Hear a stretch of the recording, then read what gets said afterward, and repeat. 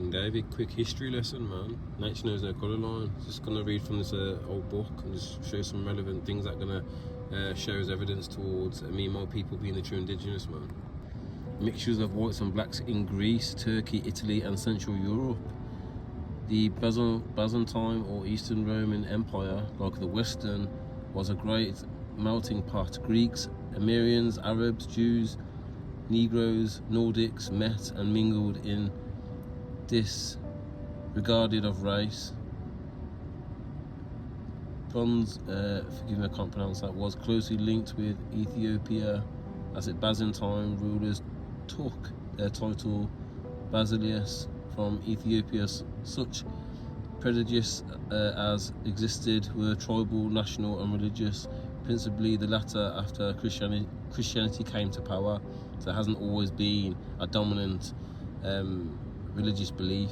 Okay, we now know that Christianity came from the Crusades were Christianity promoting their ways. Okay, in our land, there was, says Spengler, not the slightest difficulty about an nourishment in Constantinople marrying a Negro woman if both were Christians. Justine II married his Negro cook to a noble Roman lady. I can't pronounce that word, if you could for me please. And also that one.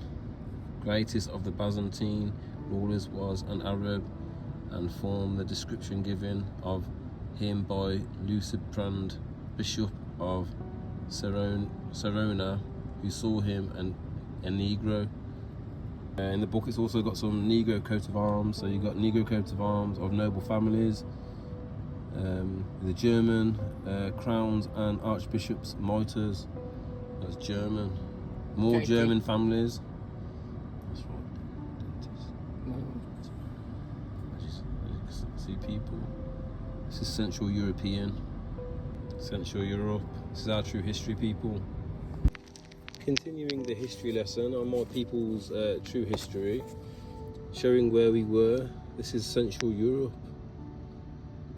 We have another German coat of arms here, showing a Negro on the coat of arms. We have another page of coat of arms here. German families, note the Negro upper left wearing crowns and the Archbishop's mitre. Look here, page 87 of the book. White people blackened their faces not only for the Morris dance, but because of attraction for a dark skin. McRitchie says, many British people of fair complexion were accustomed to blacken their faces artificially that they might be better pass for Moors, that's black people. Okay, and we now know that black actually means void of melanin, and we now know that each black tribes that are out there, they have a division of also a white paler tribes as well that came off those tribes through mixing in that. Have some more coat of arms here. This is French, Italian, Spanish and Polish. Take a good look, people, man. This is our true history, bringing it to the world. German families with names of Negro origin.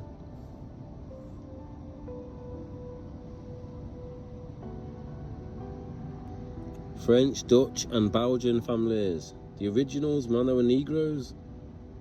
They used the Admiralty law to steal our lands and estates, making out that we're dead in at sea. They break the Third Geneva Convention laws. We are prisoners of war, man. Names of these families except 3 denote Negro ancestry. So everyone knows Oliver Cromwell kicked my family out, yeah, the true royals, man, Davidic royals. Can you change, my boy? McRitchie adds that the legends and the history of the Scottish Highlanders are both witnesses to the existence of purely black people there. Okay, that's my family they're kicked out, man. English Morrisons. Morrison. The original look. Morrison, Moors, in etymology, is melanated. English. As you can see here, the Roman Moris occurs in the European language as more or more, Mahor, Mo, Ro, Mauryan, I'm dyslexic, so if I'm butchering these words, man, forgive me. I bet everyone's like, fucking hell, King David, he didn't say that. Mauryan and scores of other forms. For instance, the Italian dictionary says Moro, Umo, Nero, the Ethiop, black man of Ethiopia. Okay, that's what it says in that dictionary. The Century Dictionary says Moor means blackamoor, hence Moran, Moresque, Morisco, Morris. It is much the same in the, forgive me, I can't pronounce that word there, if you could for me please, equivalent to Negro in the time of Othello. Moor for Negro continued to be a general use in England until at least the 18th century.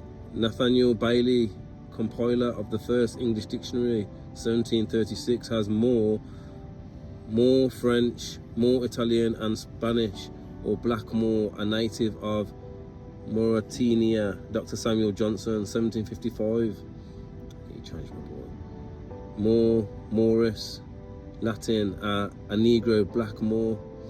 Okay, my family, don't forget, they were the Iberians, yeah, who fled from America. We went to Iberia, set up shop there, because Israel split into two kingdoms, and then we became known as the Iberians, but we were known as the Moors, who ruled Spain and Portugal and Europe, man, for like 600-700 years, man. Understand?